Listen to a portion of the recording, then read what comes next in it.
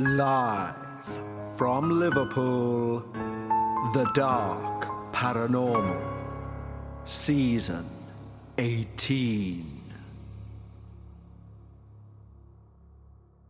Hello everyone, and welcome back to The Dark Paranormal, Season 18, Episode 4. And I hope you all had a wonderful Christmas if you celebrate it, and if not, you had a wonderful week. To give a little insight into my week, it's the first time in the show's history that when I record these episodes for The Dark Paranormal, which I record on a Wednesday for our Patreons, it's landed on a Christmas Day and also a New Year's Day. So if your week has looked anything like my week, then I feel sorry for you and I wish you the best. But we will get through it. Next week's New Year, and then we literally enter the new year. And as discussed with our Patreons recently, we have some very exciting things hopefully taking place in 2025 to do with the show. And genuinely, I think it will just add another string to the bow of what we can offer as a podcast. And I do mean that sincerely in terms of offer, because when I think of the Dark Paranormal, I think about what I would want to listen to. Not just as a podcast fan, but more specifically a paranormal podcast fan. In fact, my phone recently told me I need to get rid of a lot of things, and I was devastated to realise the majority of them were very old archived episodes of podcasts that I love. I've never been a fan of the word change when it comes to something you know and love. So therefore, we're going to improve your experience with this show in 2025. Now, for people who dip in and out of the podcast, you're probably expecting a list of names right now, but we've moved our Patreons to the end of the show to make sure they still get the credit they fully deserve, but also to make sure we get to the experience quicker. But at the beginning of the show, we will still plug Patreon because we've built our wonderful community of like-minded paranormal enthusiasts over there on Patreon. When you become one of our Patreon team members, not only do you support the show, but you get everything on this main feed, both ad-free and early before everyone else. You also have the opportunity to gain access to our Patreon-only podcast, Dark Bites. Dark Bites releases each and every Sunday of the year. That's 52 times a year without a break. And so far, we've managed to rack up a back catalogue of over 70 hours worth of Patreon-only content, which, if you're not a very festive person, you could sit and binge over the holiday period. But I say this each week because it's true. The best thing about the Patreon is the community itself. Each and every experience that we reveal on Dark Bites normally ends with the line, "Thank you for providing a safe space for my experience." But it's not me providing that space, it's the community. The respect everyone shows each other and the conversations people have even in disagreement are just wonderful to witness. I'm sure like you, have been a member of many paranormal forums online, and they normally always turn toxic, or they feel the need for a hierarchical structure where somebody can't have something said because an admin says no and politics get involved, yada yada yada. This place is literally paranormal harmony, and it sincerely continues to surprise me and blow my mind the number of wonderful, like-minded individuals who have no agenda who sign up. And it's those individuals and myself who extend an exclusive invitation to you to join our Patreon. Head over to patreon.com/The Dark Paranormal and gain ad-free early access as well as access to that wonderful community. But we are all here to listen to episode 4 of season 18, and today's episode will be slightly different, and the reason for that is twofold. Number one, many people ask me what is my personal favourite paranormal experience that I've ever come across. And as many podcasters will tell you, Christmas week is not the best for downloads in general, but I still obviously want to give you some great content. So what I thought we'd do is I would provide you with my favourite paranormal experience I've ever come across. And a huge thank you goes to the now deceased Shane Leslie for their 1955 book, Ghost Stories, which focuses on ghost stories from a Catholic perspective. And it's within this book that I came across my favourite ever paranormal experience. The reason why? There's so much that's still to be discovered about this experience. Now, although the book itself will be out of copyright literally in 3 or 4 days, whenever 2025 hits, we're not at that point yet, so I've had to make my version of the story which is regaled in that book. But all of the facts, all of the paranormal events, are as true as they are in the book. There are no sound effects in this upcoming episode, because this experience does not need anything extra. I'm so obsessed with this story, I literally took a photograph of every page and sent it to Paul Bestel from the Ghost Story Guys to ask him if he could locate the building in question, because that's one of many questions that remain unanswered in this experience. And hopefully by the end of this episode, you'll understand why this is my favourite experience to date. But right now, it's time to lower those lights. Make yourself comfortable, and of course, as always, leave your disbelief at the door, as we hear all about a diabolical land. This story is fascinating because the main events are backed by detailed statements from multiple witnesses who experienced them firsthand. Early on, these witnesses didn't even know that other people had encountered similar events. No scientific explanations or clear purpose for these events seem plausible. Adding to the intrigue is the fact that most participants have insisted on keeping their identities secret, and legal constraints mean the property itself must remain anonymous. Despite these challenges, from what I've read, this appears to be a chilling case of a spirit, or perhaps something much, much more powerful, having a direct malevolent intervention in our world. So, what do we know about this place? Well, we know it's a substantial residence in the English countryside. The house boasts numerous bedrooms, exceeding a dozen, set within its own expansive grounds. It reveals a stark contrast to the conventional aura of enigma and darkness typically linked to ghost narratives. The structure is rooted in medieval origins and features Tudor elements in the cellars, predominantly exhibiting Georgian architecture.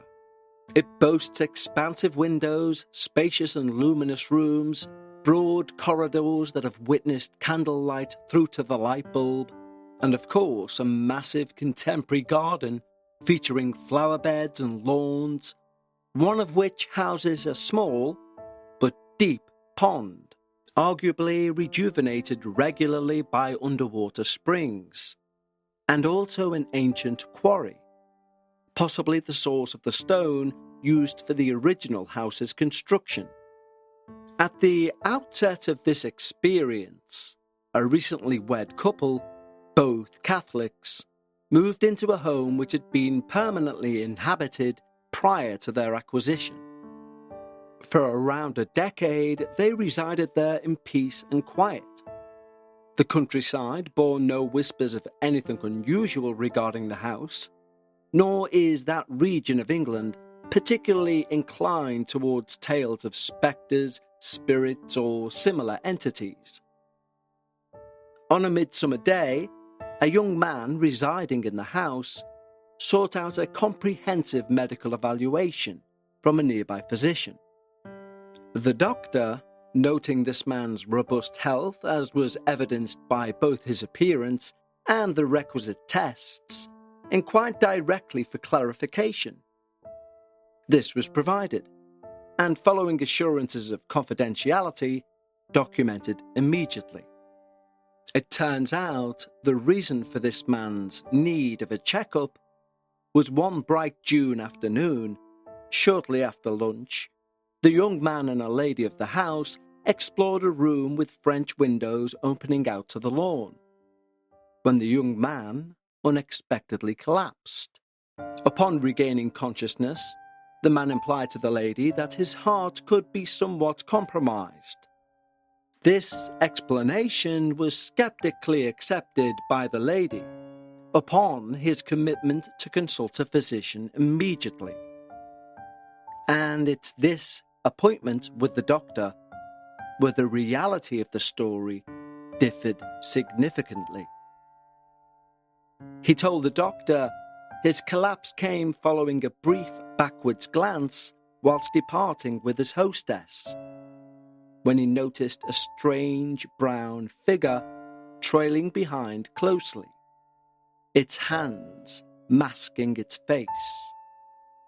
The man confided in the doctor, saying that the real reason he'd passed out was an exceptionally strong feeling that he would die of shock if the figure was to move its hands away and show its face.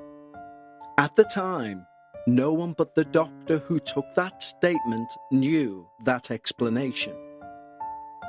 About 2 months later, during the middle of the day, a housemaid was going about her business in that same room where the young man had his experience and passed out.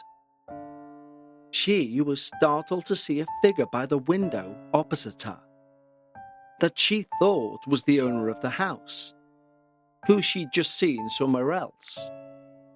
But the realization it wasn't him slapped her across the face as the figure slowly moved through a solid wall and disappeared.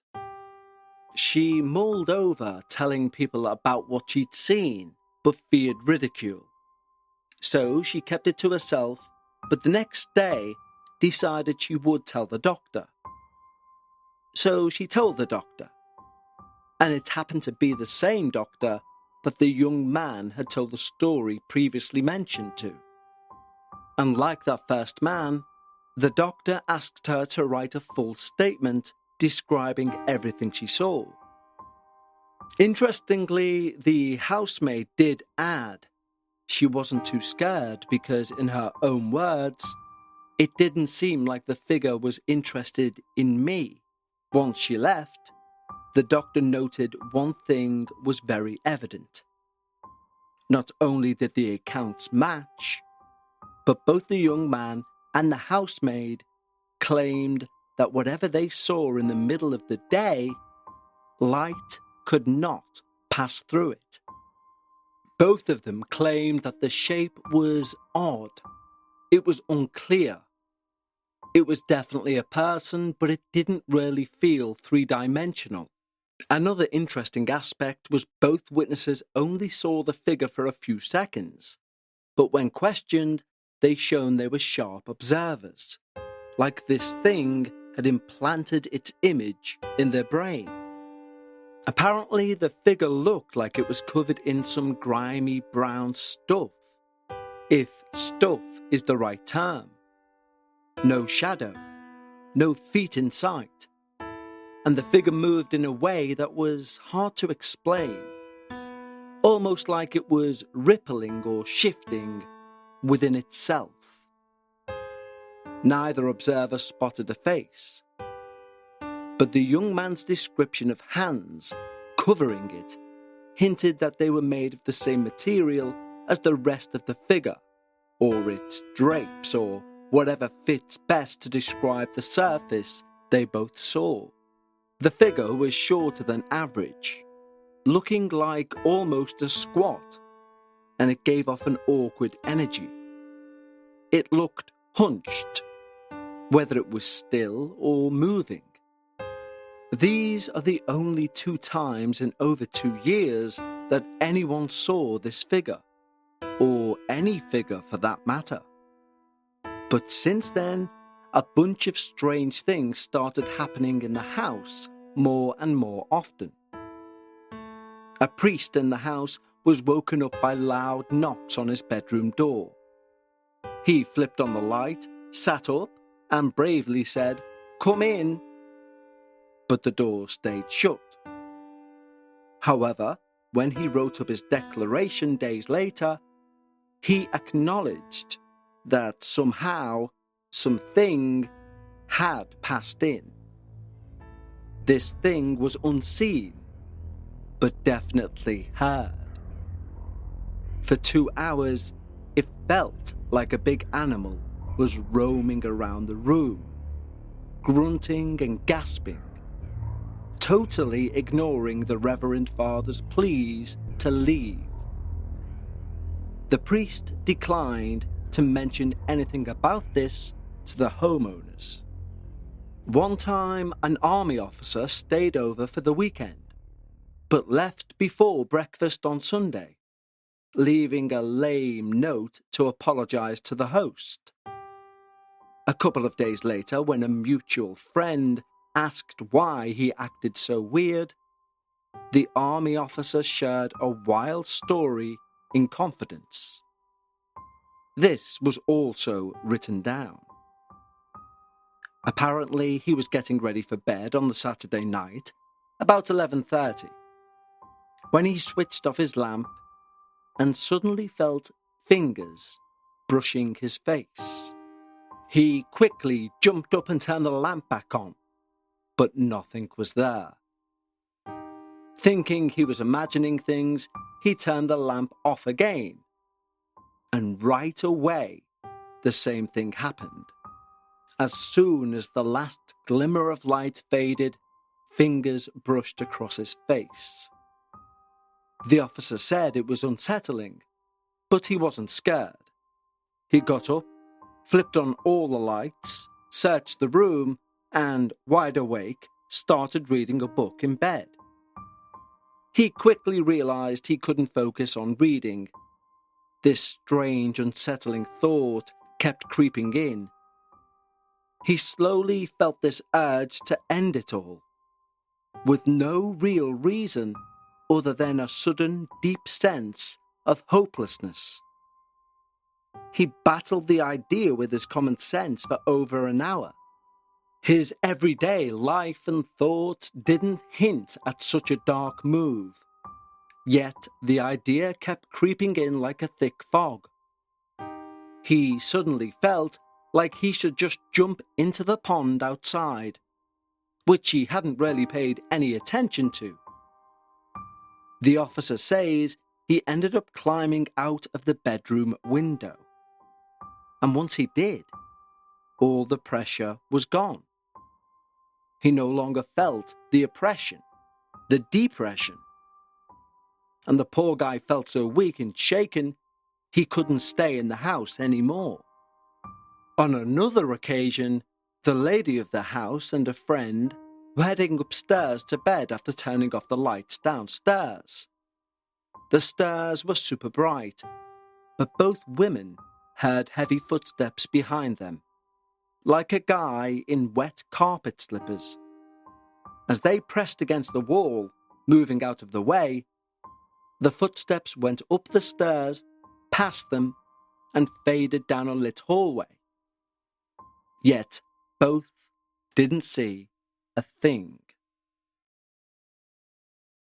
Let's take a quick break in proceedings to talk to you about the holiday season and the M word. Not mistletoe, money. Because food, decorations, presents, they don't come for free. And at this time of year, everyone knows to the last digit what is in their bank account. Well, I know I do anyway. And when I get my statement in January, I look and think, I didn't need to go out then. I didn't need to buy that. I didn't need to buy as many of those. And I kick myself and say, next year, you'll do something better with your money. And that was me rinse and repeat until last year when I actually did. Now, you'll have heard me talk about acorns before, and there's a reason for it, because acorns make it easy to start automatically saving and investing for you, your kids, your retirement, even during the holidays. You don't need to be an expert. Acorns will recommend a diversified portfolio that matches you. And you don't need a ton of time. You can create your Acorns account and start automatically investing your money in just 5 minutes. And you don't need to be rich. Acorns let you get started with the spare money you've got right now. That could be $5 a day or just even your spare change. That's right, Acorns can round every purchase you make up to $1 and automatically invest that spare change for you. So if if you buy a coffee on the way to work, that's investing. And you can get bonus investments just for buying the stuff you need from the brands you love. The change I said I made last year, well, I looked at all the excess I would have spent and I invested it. And believe me, guys, that's why acorns are so important. And I'll be doing the same this year, because when you look at your statement in January and you see you've invested money instead of wasting it, it's a great feeling. So head over to acorns.com/darkparanormal or download the Acorns app to start saving and investing for your future today. Paid non-client endorsements. Compensation provides incentive to positively promote Acorns. Investment involves risk. Acorns Advisors, LLC, an SEC-registered investment advisor. View important disclosures at acorns.com/darkparanormal. A year after, the figure was spotted twice in daylight. Keeping it secret now just wasn't an option anymore. The homeowner, who hadn't seen or heard anything himself strange, asked two friends for advice. One of them was the doctor who'd been consulted by the witnesses of the brown hunchback figure. Permission was obtained to disclose their stories, and then came to light not only the experience of the priest and the army officer, but several other experiences that were encountered by various individuals associated with the house at different times during the preceding months. A visitor shared their experience of staying in another room and, like the priest, was jolted awake by a loud knock on the door. He didn't invite the visitor in, instead he turned on his bedside light and was shocked to see the hearth rug shoot up the chimney. This ridiculous show lost its fun when the confused onlooker realised there was never a rug at the fireplace. He got up, opened the door, saw nothing in the hallway, checked out the white-painted chimney, and convinced there was no trick of the light, saw that the chimney register was already in place, meaning it was sealed off completely. He was determined to put his terrifying event behind him when he finally went back to sleep. But he experienced a nightmare that affected him so greatly that when he woke, he made notes about the experience. And it's very interesting to note his recollection of the dream revealed it was connected with drowning, hatred, and horror, which will become of note later. There were other reports of people being woken up at night by knocks, and there was one other daylight incident noted. But that happened after the private investigation started. The homeowner, who hadn't seen anything out of the ordinary until then, was busy one morning hammering a big nail into the staircase wall to hang a family portrait. He climbed a few rungs of a sturdy new stepladder positioned onto a wide landing. A friend below had his hand on the stepladder, watching the hammering just a few feet above him. The friend was surprised to see the homeowner toss the hammer over his shoulder and make a wild leap backwards from the steps to the stairs. Aside from a little shake that comes with the territory after such a move, the stepladder stayed put. After checking the homeowner was okay, the friend casually asked what he was thinking. The homeowner said, just as he was about to hit the nail with the hammer for the first time, holding a 6-inch wire nail in his left hand, he felt the hammer yanked out of his right hand by some crazy force. Instinct made him jump. About 3 months before the figure showed up, an infant in the house kept having weird nightmares, and then told their mum that mice were running over their face at night. No mice were in the room where the child was. Even traps were set, just in case. The child was moved to another room, and both the nightmares and the mice stopped. This experience is so interesting because it ties to the earlier story of the army officer who felt fingers on his cheek in the dark. And the room the child complained about had never been slept in before. For at least 30 years, maybe longer, it was just a storeroom. After checking out all the important details, a few key points started to pop up. Before the child's bad dreams and mice, nothing weird happened. Then peculiar things started happening more and more. When it came to nighttime occurrences, it was clear that whenever the witness noted the time, it was almost exactly 2 o'clock in the morning. It seems like everyone else's experiences were the same hour. No signs were seen or reported day or night, except for a day or two around the full moon. It was, and still is, unclear how this earthly event connected to the spiritual disturbances happening. The priest who would eventually exorcise the property mentioned he'd seen something like this before and found it eerily coincidental, but didn't say any more. All of the strange happenings happened in one area of the house, the newest part. Every room, except maybe the staircase, had some creepy event linked to it. Meanwhile, the older section, with kitchens, offices, servant bedrooms, had no reports of anything unusual. There was a link between the child's story regarding mice running over his face and fingers touching the soldier's face in the dark. Other stories about dreams and depression were out there too, mixed with thoughts of suicide, wet feet, and despair. A secret inquiry, known only to a few, was suddenly interrupted by a shocking event. Despite the one maid having seen something strange about a year and a half ago, without any further problems, one afternoon, a different maid set down her dustpan and brush, walked out of the house, and jumped into the pond from the lawn. She was already gone when they found her.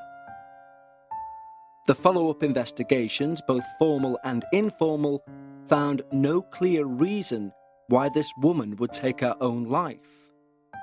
Her life seemed free from sadness or hidden troubles. Although the official ruling was suicide due to her alleged unstable mind, and some vague tales about a distant relative who was in an asylum, nothing truly explained the mysteriousness of her actions. The sad event got people in the village talking.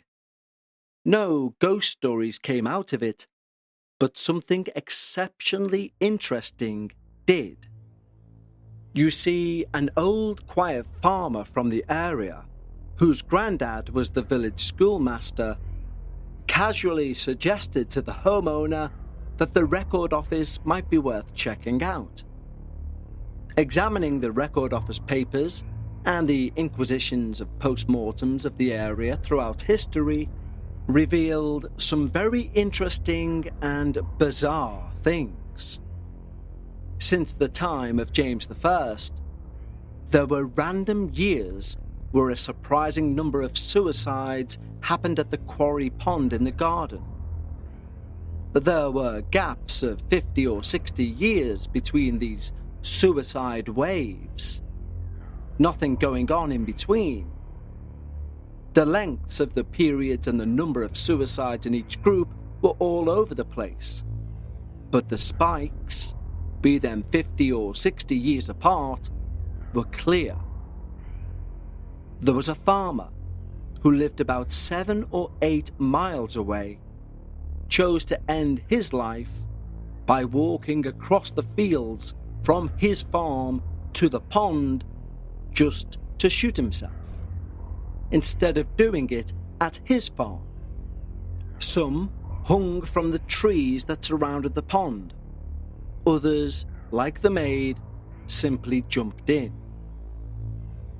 The house owner, equipped with these alarming facts and the complete documentation of all the recent events, then reached out to the bishop. At first, the bishop played it cool, until he went through the details. Immediately after that, it became an imperative for the bishop to contact the homeowner at all costs, and he said he'd used his bishop powers to support a full exorcism of the house. For those unfamiliar with these topics, it should be noted that authorization for a serious exorcism of this type is so uncommon. In fact, it's difficult to even get the text or the instructions to do so. The bishop himself has to specially pick or approve the priest.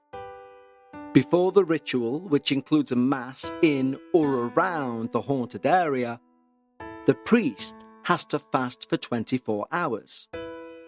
During this time, he should focus on prayer, following the idea that some things only come out through prayer and fasting. In serious situations, as evidently this was deemed, the bishop can let the chosen priest do the exorcism multiple times if the first one doesn't work. This follows the apostolic call to keep praying and not give up. It shows the church gets that we don't know much and aren't really supposed to about what comes next. It's not about science, it's about belief. Before the exorcism happened, another experience was noted. The witness was part of the unofficial investigative committee. Therefore, he was aware of the previous events, though he'd never seen anything happen himself. That's why he felt like his story was just his own opinion. The church, however, had a different opinion, and said it needed to be added to the file. Spending the night at the house during Easter weekend, he stayed in one of the newer bedrooms. Nothing weird had happened there yet. On Saturday night, he hit the hay just before midnight, after a fun party, totally not thinking about ghosts. He fell asleep, but woke up later, as he thought someone had called his name. He felt the urge was so strong that he'd been called. He got out of bed, opened the door to the hallway, but the house was eerily silent, and his name was not called again. With moonlight pouring in through the uncurtained windows, the room was almost as bright as day, so he didn't switch on the lights. The witnesses realized the link between Easter and the full moon only the next morning. A quick look around the hallway, he headed back to bed. Checking his watch on the way, it was 3:02. Which is interesting, because when he tried to use this argument to convince others that the affair had nothing to do with the ghost, it backfired on him. He forgot daylight saving time was in effect. So Greenwich Mean Time was 2 minutes past 2, meaning he actually woke up around 2 o'clock. The witness said he was lying in bed, trying to roll over to sleep, when he suddenly realized he couldn't move. He couldn't roll over or move his head or limbs. But he realized he could open and close his eyes. He first thought he may have hurt his back or done something else to himself. Before he could figure out his next move, whether to shout for help or just wait it out, he sensed, without seeing or hearing anything, that something awful and unfriendly was rushing towards him from far away. The thing showed up, and the witness admits he was purely terrified.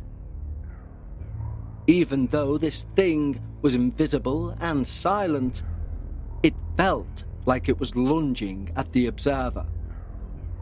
And then something else popped up that the observer hadn't noticed before, pushing the first thing away.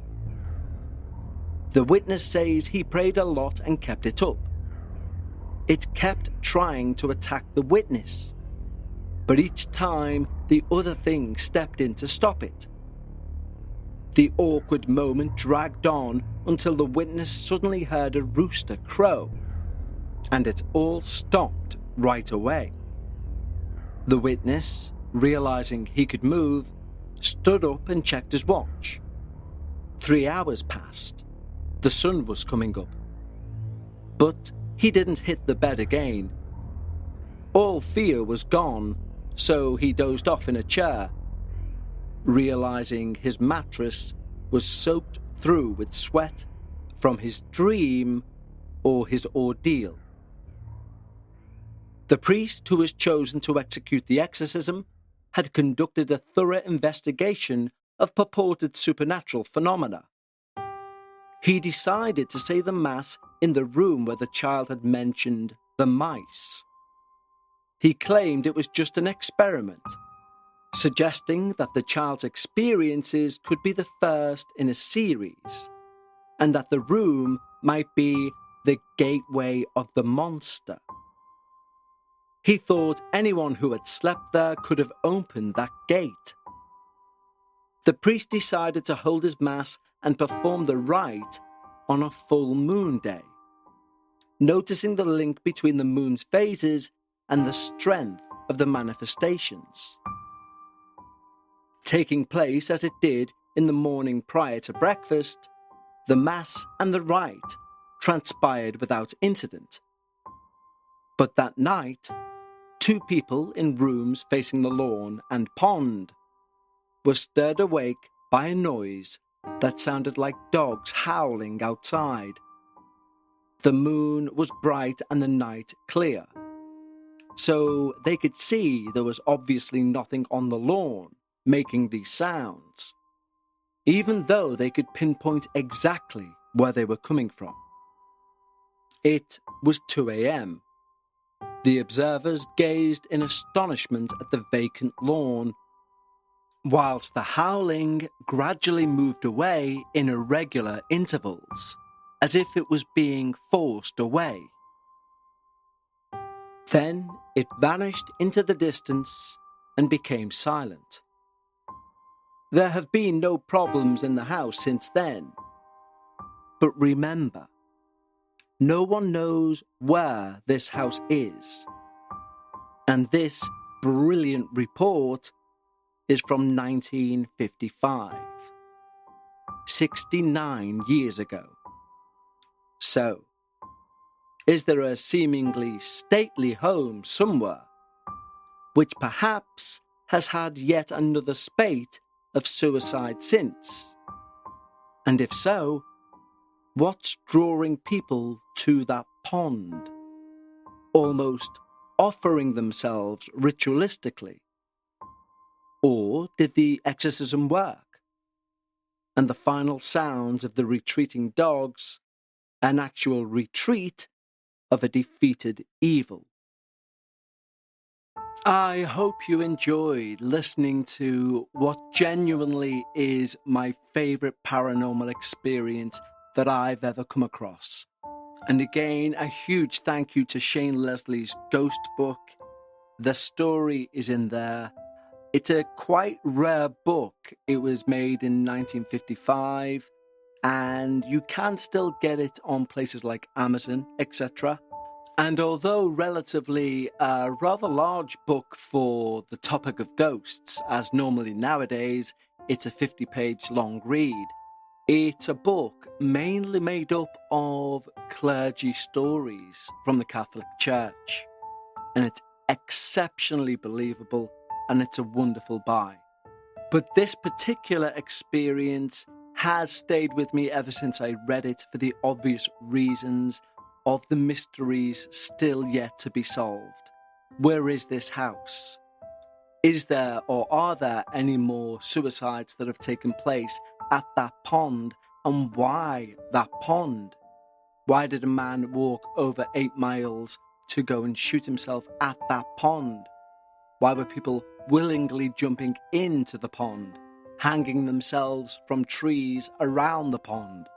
There's also an interesting thing which may crop up in our everyday lives, in terms of paranormal experiences, that is.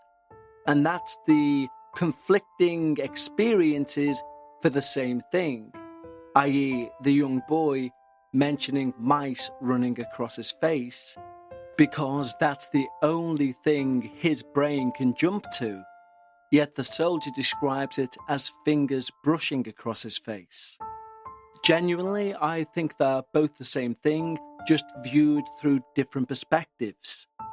And then we, of course, have the wonderful part about the soldier climbing out of the window because he's so desperate to take his own life all of a sudden.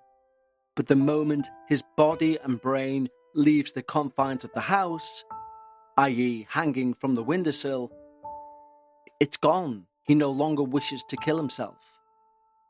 What malevolence and power lives on that land? And this is why it's intrigued me ever since I read it, because I don't know what land. I really wish I did, just so I could see if there was any sort of correlating data regarding any suicides, etc. But what a fascinating story, I'm sure you'll agree.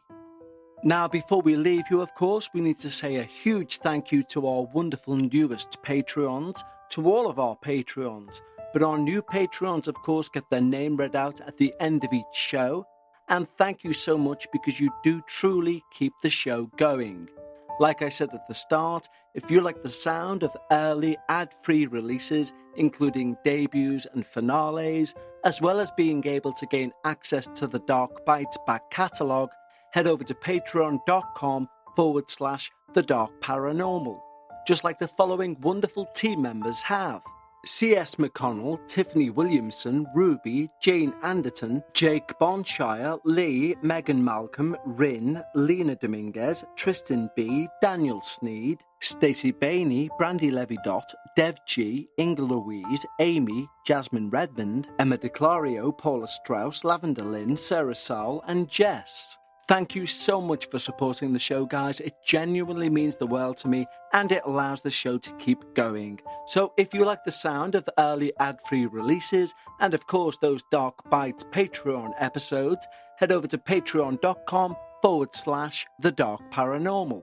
Now, of course, our Patreons will get this on Christmas Day, so Merry Christmas, Patreons, for those who celebrate it, of course. And everyone else will receive it on Friday, Twixmas as it's known. So I hope you had a wonderful Christmas again if you celebrate it. Have a wonderful weekend, and I'll speak to you all on Monday for our next installment of Dark Realms. Until then, remember, when you're discussing the paranormal, always try and leave some of your disbelief at the door. And I'll see you next time, right here on The Dark Paranormal.